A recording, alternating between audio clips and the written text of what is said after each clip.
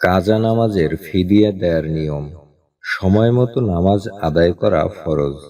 সময়ের মধ্যে নামাজ আদায় করতে না পারলে অবশ্যই কাজা করতে হয়। আর কাজা করার কোনো ধরনের সামর্থ্য না থাকলে তখন ফিদিয়া বা ক্ষতিপূরণ দিতে হয়।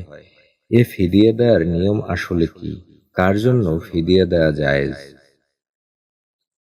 যেমন ধরেন, এখন থেকে 40 বছর পূর্বে এক ব্যক্তি অসুস্থতার কারণে প্রায় 2-3 মাস পর্যন্ত নামাজ রোজা আদায় করতে পারেনি।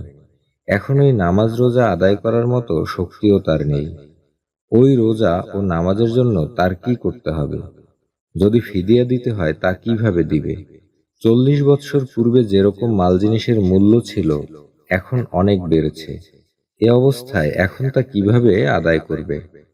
এ অবস্থায় তার প্রতি শরীয়তের বিধান হলো, যদি সে দাঁড়িয়ে বা বসে অথবা ইশারায় নামাজ আদায় করতে সক্ষম হয়, তাহলে বিগত দিনের নামাজ কাজা আদায় করে নিবে।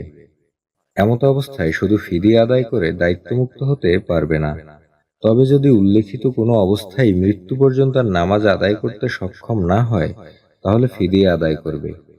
তেমনিভাবে রোজারও হুকুম। নামাজের ফিদিয়া দেয়ার নিয়ম। প্রতিদিন 6 ওয়াক্ত নামাজের হিসাবে প্রতি ওয়াক্ত নামাজের ফিদিয়া পৌনে 2 সের গম বা তার বর্তমান বাজার মূল্য সদকা করে দেয়া। আর একটি রোজার ফিদিয়া 1 ওয়াক্ত নামাজের ফিদিয়ার সমপরিমাণ।